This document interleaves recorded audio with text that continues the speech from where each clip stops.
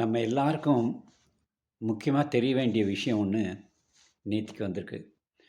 Supreme court decision ஒன்று கொடுத்துருக்காங்க. இவ்வளவு நாள் ஹவுஸ் மேக்கர்ஸ், ஹோம் மேக்கர்ஸ் அவங்களுக்கு எந்த விதமான காம்பன்சேஷனும் இன் அண்ட் ரோடு ஆக்சிடெண்ட் ஏதாவது நடந்ததுன்னா எந்த விதமான காம்பன்சேஷனும் இது நாள் வரைக்கும் இல்லை.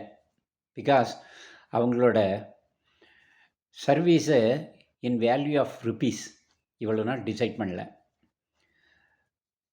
இப்போ ரீசெண்ட் வந்த சுப்ரீம் கோர்ட் டிசிஷன் ஒன்றில் அவங்களோட மந்த்லி இன்கம் 30,000 ருபீஸ் அப்படின்னு கன்சிடர் பண்ணி இனிமேல் ஏதாவது அவங்களுக்கு இழப்பு நேர்ந்தால் in and road accident or any other accidents இந்த காம்பன்சேஷன் கால்குலேட் பண்ணுறதுக்கு 30,000 பர் மந்த் அப்படின்னு கால்குலேட் பண்ணி அவங்களுக்கு காம்பன்சேஷன் கொடுக்கணும் அப்படின்னு சொல்லி ஒரு சுப்ரீம் கோர்ட் டிசிஷன் நேத்திக்கு வந்திருக்கு.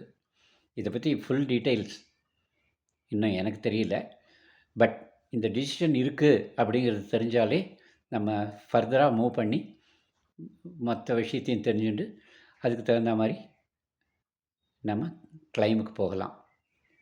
ஸோ இது ஒரு important decision by the supreme court. நம்ம எல்லோரும் தெரிஞ்சுக்கிறது ரொம்ப நல்லது. தேங்க்யூ.